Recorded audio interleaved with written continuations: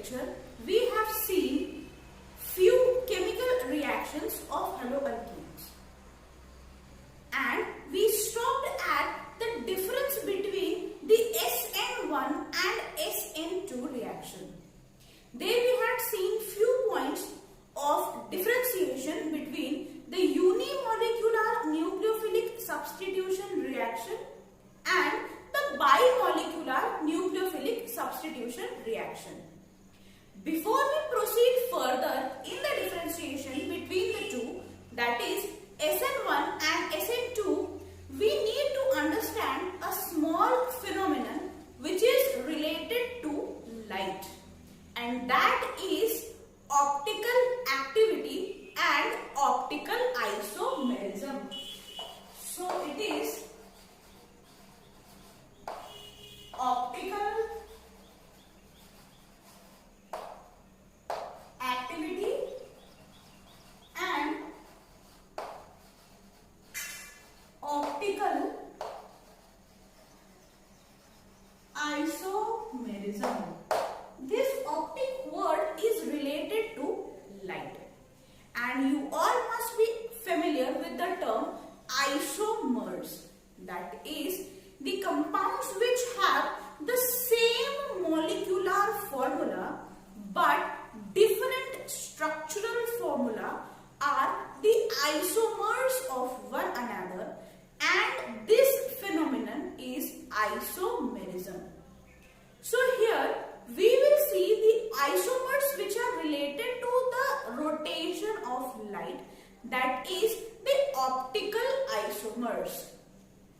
You all must be familiar with the phenomenon that light vibrates in all the planes, that is it vibrates in all the direction, all the axes and all the planes. So if I see the vibration of light, it is like this, that is it has its vibrations in all the planes, it has its movement in all the planes.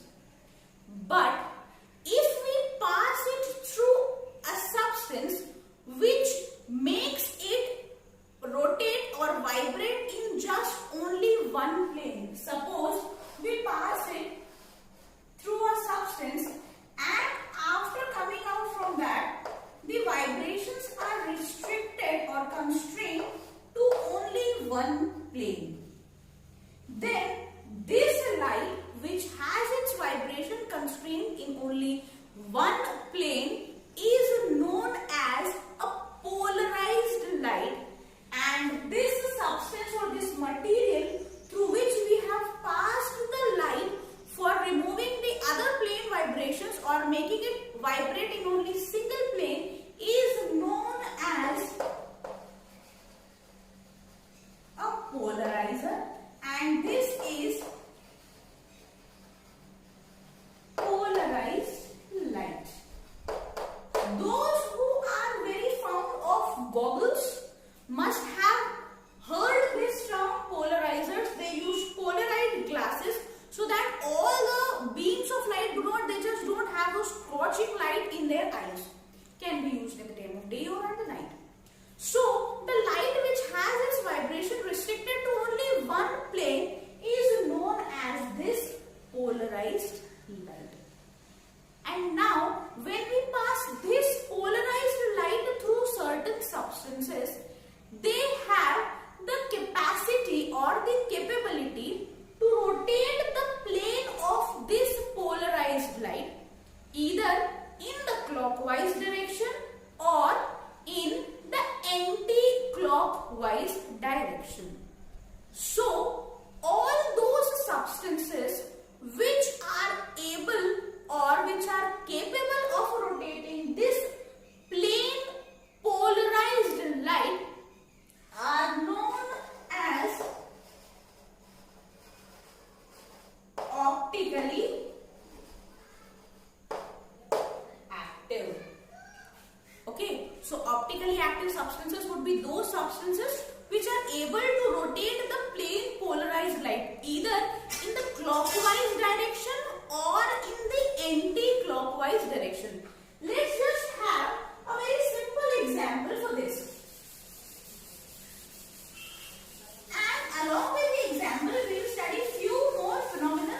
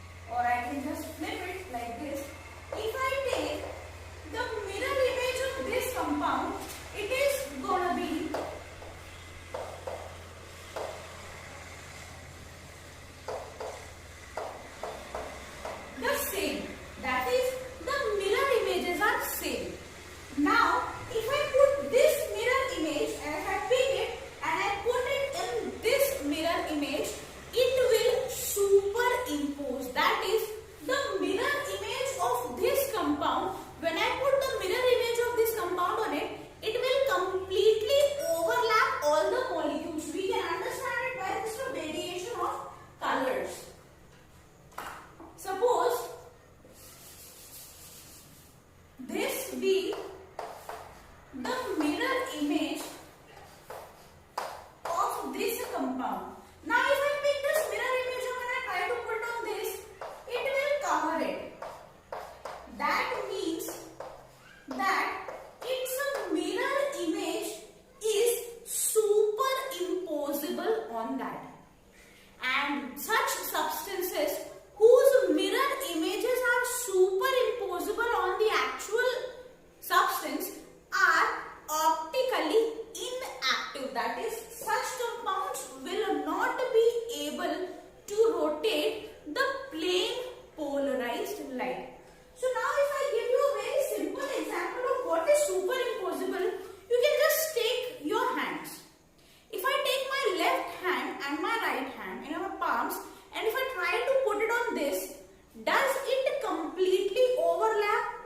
No, it does not completely overlap. So my hands are non-superimposable. But if I take these two chalks and I try to cover these, they actually overlap each other. We cannot see differentiation. Hence, these are superimposable and they will not show the optical activity. So, such substances or such compounds whose mirror image is superimposable on that particular substance or compound are optically inactive. Now, let's have another example.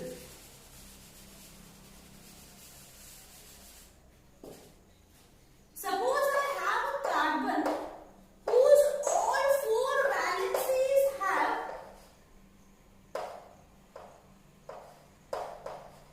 different compounds attached to it, and I try to make its mirror image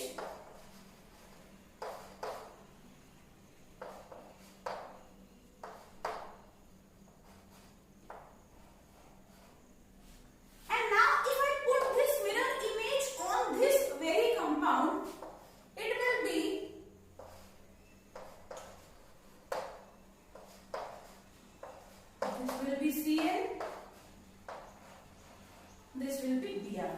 So we can see it very clearly that when a carbon whose all four valencies are occupied by different atoms or elements, its mirror image does not superimpose the original compound. And those substances whose mirror images do not superimpose are optically active substance, and that carbon which has all four atoms or valencies occupied by different atoms is known as a chiral carbon, and it is denoted by an asterisk sign, and this chiral carbon or these chiral compounds are optically active in nature. That is, when we pass the polarized light on this substance, it will either rotate it in the clockwise direction or in the anti-clockwise direction. Let's see how.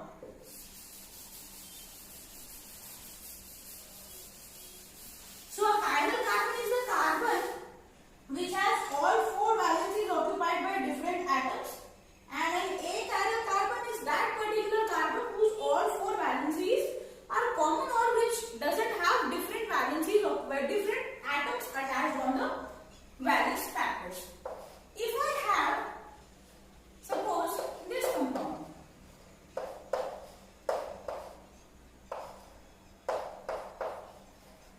and if I pass this plain polarized light on this compound, and then we find that it is, or we can just demark it like this, or we can just have a difference. We find that it rotates in the clockwise direction. It will be named as the D isomer. D is dextro and is also denoted by a plus sign. It is derived from a Greek word dexter, which means clockwise or right. Okay, so the substances or the compounds which can rotate the plane polarized light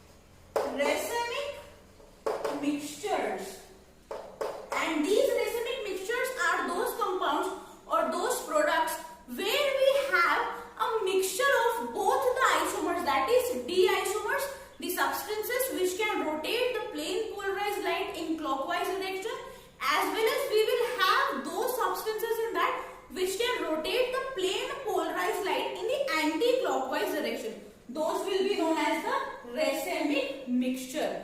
This concept is also used in the differentiation between the SN1 and SN2 reaction. How? We will just see when we start off with the difference between the SN1 and SN2 again. So now we will start with the difference between the SN1 and SN2 mechanism. In the previous lecture we have seen that SN1, that is the unimolecular nucleophilic substitution reaction, takes place in 2 steps, whereas the SN2 reaction takes place in just one single step. The slow step of SN1 involves one molecule, whereas the slow step or the rate determining step of SN2 involves both the nucleophile as well as the molecule which has to be attacked by the nucleophile. That is, there are 2 molecules involved in the elementary reaction. Now we will have some things which was related to this optical activity also. And that is, we have seen that in SN1 and SN2 reaction, the nucleophile attacks, that is in SN1 the nucleophile attacks the carbocation, whereas in SN2 the nucleophile attacks the compound itself, and in that very step the leaving group is ready to leave the bond. So if you take the example of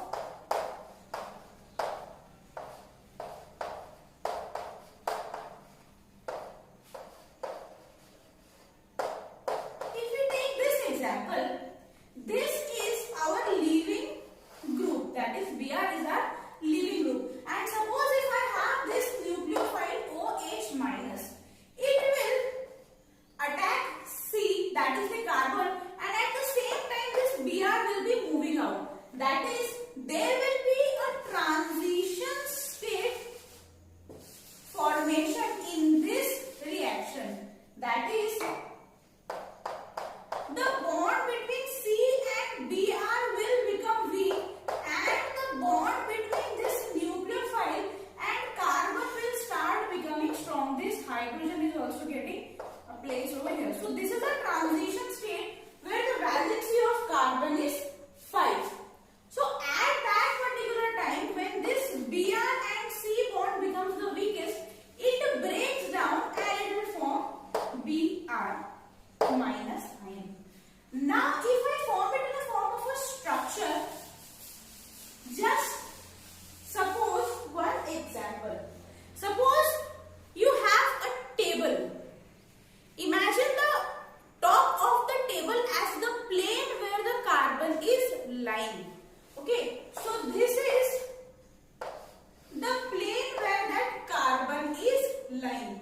We have a valency here, or suppose we have this as our structure. This is the carbon. These are the valencies of the carbon. This plane, suppose it is the top of the table where this carbon is kept. This will be the plane where carbon will have its 2 valencies. The remaining 2, one will be directed downwards, that is towards the stands of the table, and one will be directed to your side. So in this way, the planar structure of carbon is there. If this is the plane of the carbon, 2 valencies will be directed on this particular plane. One valency will be directed on top of the plane, and one valency will be on the bottom side or below the plane.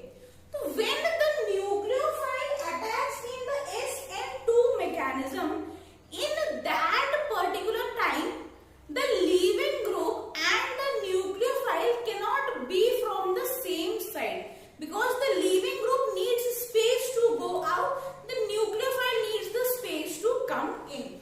Suppose if I have a C2H5 group and a CH3 group,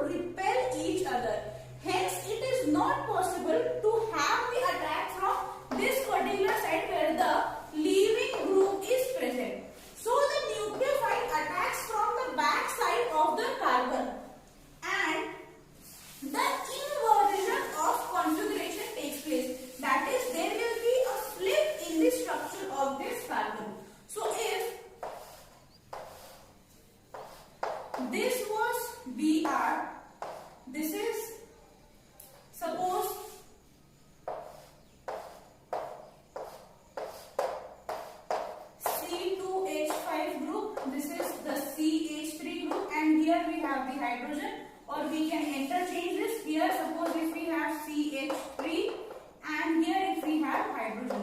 So the nucleophile will attack from this side. The leaving group will take its electrons of sigma bond and an inversion would take place. That is, now the structure of the product will be like this. So you can see that there is a flip of sides. The valencies which were directed to the left hand side are now towards the right hand side. So there is an inversion of configuration. That is, the whole structure has been inverted or it has flipped. It was discovered by Walden and hence it is known as Walden inversion. So this happens in the case of SN2. So in SN2 we have two things. That is, steric hindrance is also playing an important role, and apart from that, an inversion of configuration is taking place. That is, the nucleophile attacks from the back side of this carbon. But when we talk about the SN1 reaction, in that case, the nucleophile can attack from both the sides of the carbocation. If I have SN1 reaction, there is a carbocation and here no steric hindrance affects the incoming molecule because it can attack from either sides of this carbocation.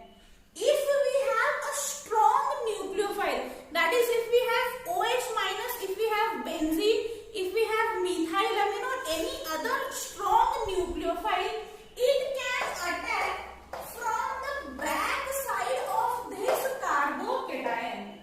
And if we have a weak nucleophile, it can attack from the front side of this carbocation. So we can have a D isomer as well as we can have an L isomer, or we can have a combination of both. That is, a racemic mixture can also be obtained. So in SN1 reaction, steric hindrance is not playing any role, and here the racemization will occur. That is, the nucleophile can attack from both the back side of the carbocation as well as from the front side of the carbocation. So we'll have a racemic mixture which is obtained in the SN1 reaction. So the two more differences are, in SN1 reaction, steric hindrance will not play any role, whereas in SN2 reaction, if the steric hindrance is more, SN2 reaction or SN2 mechanism will not be feasible. So in the competitive examination also, if you have any question, if they give you a molecule and they ask you which mechanism will it follow SN1 mechanism or will it follow SN2 mechanism, just analyze whether that particular molecule has any kind of steric hindrance, that is, whether it contains bulky groups and the carbocation formed is stable or not. If it is a stable carbocation, it will favor SN1 reaction. If there is steric hindrance, it will favor SN1 reaction.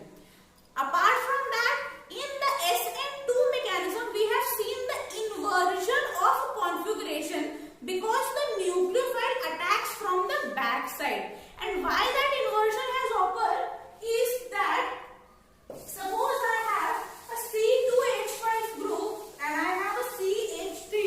They have not many electrons, they have more electrons, and if I have OH minus with my electrons, so we have an electron rich species.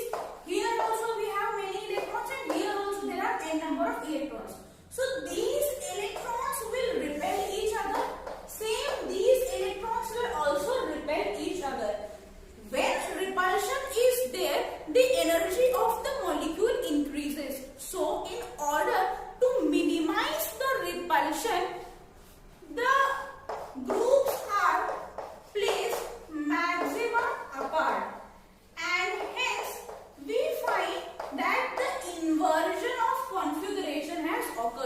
So two reasons: being attacked from the back side of the molecule, from the back side of the leaving group. Along with that, the energy difference which occurs because of the electronic repulsion between the molecules. The inversion takes place in SN2 mechanism. In the coming lectures, in the coming videos, we will carry on with the chemical reactions of haloalkanes, that is the elimination reaction, and the reaction with metals, and we will also start with the haloarenes part. So that's all for